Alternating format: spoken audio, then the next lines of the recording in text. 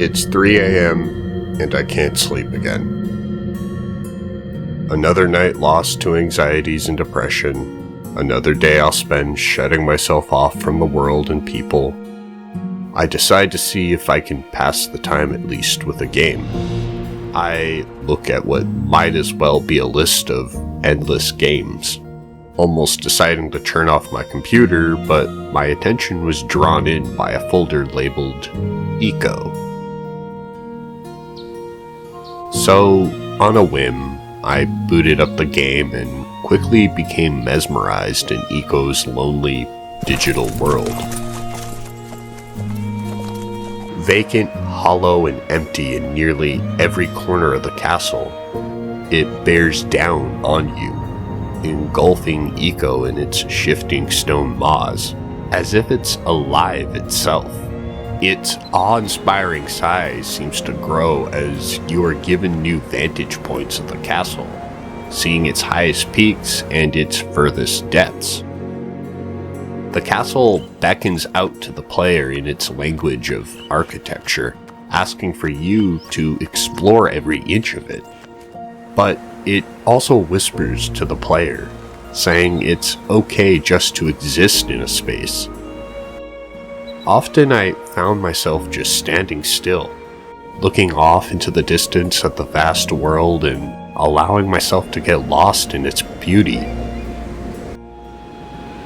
For a while, my days would begin with firing up Eco and watching the landscapes and scenery of the different areas. Eco becoming a curtain through which I would glimpse magnificent cliffsides stretching off into the horizon with the ocean. This vast beauty of the castle is juxtaposed against itself, as the castle is a bastion of human suffering. Eco and Yorda are both offered up as sacrifices. Eco was brought to the castle for the sake of his tribe, while Yorda's entire existence is to become a vessel for her mother, prolonging her life in exchange for her daughters. The shifting shadow creatures being the other horned children sacrificed over time and used as slaves by the queen to birth her daughter Yorda. It's beautiful for sure, but through its deep contrasts of light and dark, life and death, able to see freedom but unable to truly touch it, feeling the light of the world fight back against the cold, uncaring castle that binds them to their terrible fate. There's a strange silence settling over the game that complements its slow pace. The silence broken by rare moments of music, often accompanied by bits of dialogue that left me feeling a sense of mystery and deep wonder.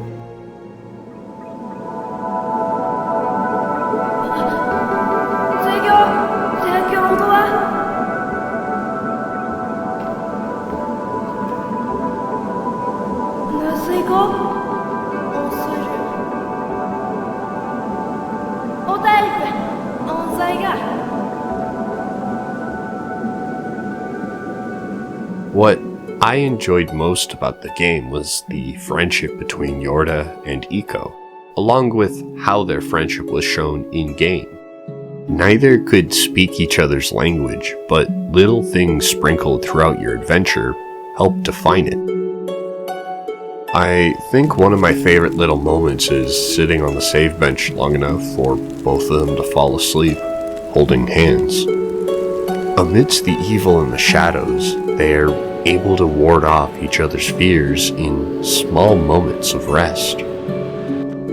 Usually I'd find having to babysit an NPC a chore, and at times Yorda can be a chore to lead around, but overall it mostly just helped me embrace the slow nature of Eco.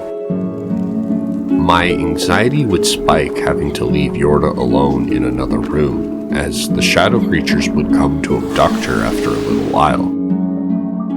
Certain portions of the game require you to leave her behind momentarily. I find it interesting that even though Eco and Yorda cannot communicate verbally, she is far less scared of you than her mother. The queen having the audacity to say that Yorda is her beloved daughter, trying to cover up her possessive objectification of her daughter.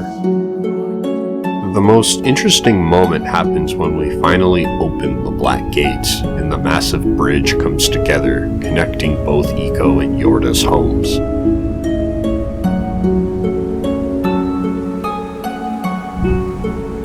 The entire game building up to this escape, Yorda exhausted from opening the black gate as she stumbles behind you, trying to keep up. Iko eager to reach the forest he holds so dear, but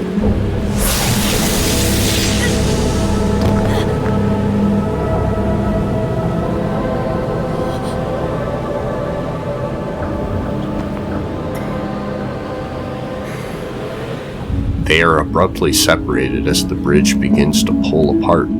Quickly jumping the gap, Yorda grabs your hand, saving your life until she is consumed by the darkness, and you are sent plummeting down into the abyss.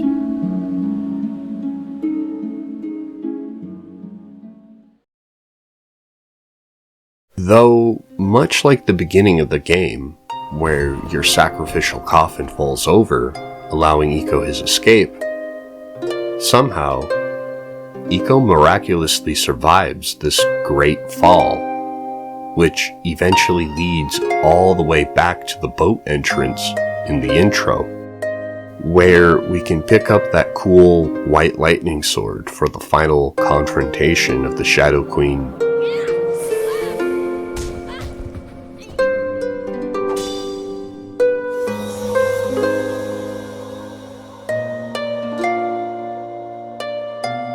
After defeating the Shadow Queen, the castle begins to crumble down around you, and I'm left feeling a bit empty as it falls apart.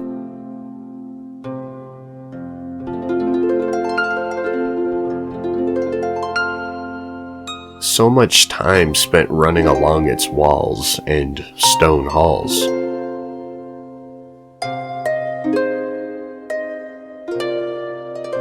Learning its secrets and discovering its flaws while admiring its immense, mysterious glory.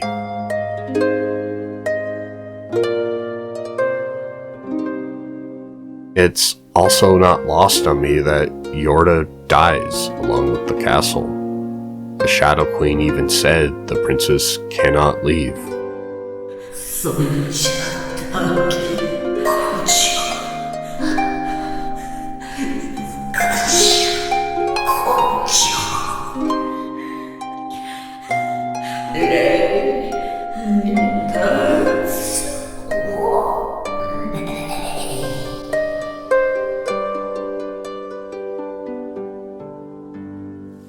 Brought back moments after the queen's death in a storm of white lightning, Yorda's final will is to bring Iko to safety as she sends us drifting away with a few unknown words.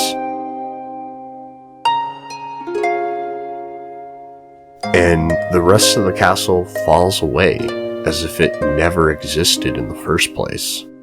Its very foundation swallowed up by the ocean, and that empty feeling only growing as the credits roll on.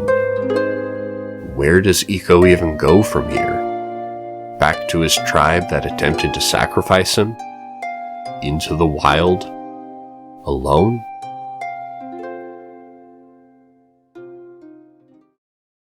Then, the after-credit cutscene hits me. We arrive safely on shore, in the bright sunlight as the ocean washes over our feet, running along the shoreline until Yorda appears. The sadness of losing the castle dissipates when I'm reunited with our friend, and I'm left here feeling something I usually don't.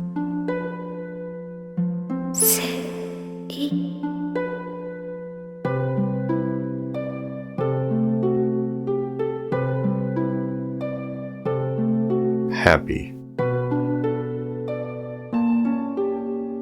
Thanks for watching. I know I haven't been active and I'm usually not posting anything I promised to post. ADHD can be a bitch and it's easy for me to lose interest in a project if I take too long on it.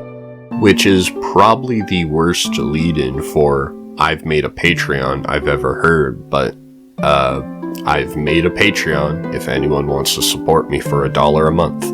At the moment, I don't plan on any extra content because, as I just said, I have a hard time posting content on this channel, let alone posting privately.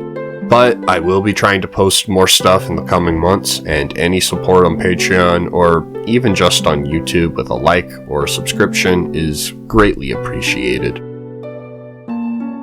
Well, until next time, have a good one, you fungoids.